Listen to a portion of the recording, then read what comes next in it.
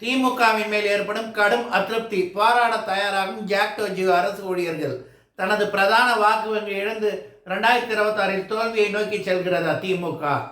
தேசிய பருவ சேனல் நேயர்களுக்கு வணக்கம். நான் உங்கள் ஹேமந்த்குமார். கருணாநிதி காலத்திலிருந்து திமுகவுடைய பிரதான வாக்கு வங்கி எதுன்னு பார்த்தீங்கன்னா சிறுபான்மை மக்கள் வாக்குகள்.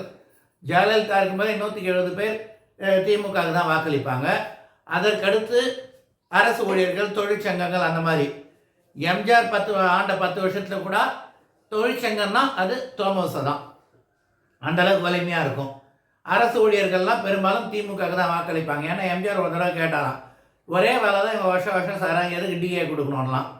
அந்த மாதிரிலாம் அந்த சூழலில் இப்போ திமுகவுடைய பிரதான வாக்கு வங்கி என்றைக்குமே அரசு ஊழியர்கள். இப்போ என்ன நடக்குது? 2021 தேர்தலில் கூட அரசு ஊழியர் சங்கம்லாம் எந்தளவுக்கு திமுக வேலை செய்தார்கள் நமக்கு தெரியும். நான் இருக்கிறது ராணிப்பேட்டை கலெக்டர் ஆஃபீஸ் பக்கம் தான் நிறைய அரசு ஊழியர்கள்லாம் பழக்கம். எந்தளவுக்கு திமுக ஆதரவாக இருந்தாங்க. அப்போ எடப்பாடி மீது கடும் அதிருப்தியில் திமுக எந்தளவுக்கு ஃபேமிலியோட வாக்களித்தாங்கலாம் நமக்கு தெரியும். ஆனால் திமுக என்ன சொன்னாங்க? இவங்க ஆட்சிக்கு வந்து 500 வாக்குறுதி சொன்னாங்க. அதில் மிக முக்கியமான வாக்குறுதி பழைய பென்ஷன் திட்டம், நிறுத்தி வைக்கப்பட்ட டிஏக்கள், அரசு ஊழியர்கள் சலுகைகள் அனைத்தும் அறிவிக்கப்படும். ஆனால் நேற்று தங்கம் தென்னரசு உலகம் காணாத ஒரு பட்ஜெட் தாக்கல் பண்ணார். அங்கங்கே 100 இடங்கள்லாம் 200 இடங்களில் எல்இடி டிவி வச்சுலாம் காமிச்சாங்க. மக்கள் தான் பார்க்கல. இவங்க பட்ஜெட் என்னான்னு இவங்களுக்கு தெரிஞ்சவங்களே மக்களுக்கு தெரியும், பார்க்கல. அதெல்லாம் அரசு ஊழியர்களுக்கு மாபெரும் ஆஃபர் கொடுத்துருக்காங்க. என்னன்னா, அவங்களுக்கு சரண்டர்னு வருஷத்துக்கு 5 நாள் ஏண்டு லீவ். அந்த ஏண்டு லீவ் அவங்க சரண்டர் பண்ணிக்கலாம். சரண்டர் பண்ணால் அந்த 5 நாளைக்கான சம்பளம் அவங்களுக்கு கிடைக்கும். அந்த ஏண்டு லீவ் மட்டும் சலுகைன்னு இருக்காங்க. அதெல்லாம் கொரோனா காலத்தில் நிறுத்தி வைக்கப்பட்டது. இப்போ ஜாக்டோ அரசு ஊழியர் ஆசிரியர் சங்கங்கள் போராட்டத்துக்கு தயாராக இருக்குது.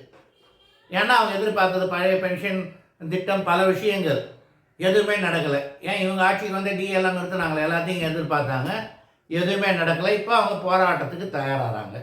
நேற்று அதான் ஜாக்டோ மூத்த தலைவர் சொல்லியிருக்காரு, 23ஆம் தேதி 6 லட்சம் ஆசிரியர்கள் உண்ணாவிரதம் இருக்க போகிறோம். மேலும் நாங்கள் 30ஆம் தேதி அரசுக்கு கெடு விதிச்சிருக்கோம். எங்களுக்குரியது பட்ஜெட்டில் அனௌன்ஸ் பண்ணாட்டி நாங்கள் போராட்டம்னு இருக்காரு. எப்பயுமே அதிமுக ஜெயலலிதா ஆட்சியில் போராட்டம்லாம் வரும், திமுக தொழில் சங்கம்லாம் தான் கேஸ் போடும். இப்போ எப்படி இரும்பு கரம் கொண்டு நசுக்குவாரா? நசுக்கட்டும். ஏற்கனவே ஜெயலலிதா எஸ்மா சட்டம் போட்ட மாதிரி சில வேறு மாதிரி இவங்க ரூல்ஸ் போட்டிருக்கிறதா கேள்விப்படுறோம். ஆனால் ஒரு வருஷம்தான் தேர்தல். அரசு ஊழியர் ஆசிரியர்கள் வாக்குகள் சும்மா இல்லை. கிட்டத்தட்ட 10 லட்சத்துக்கு மேலே அரசு ஊழியர்கள் ஆசிரியர்கள் இருக்காங்க.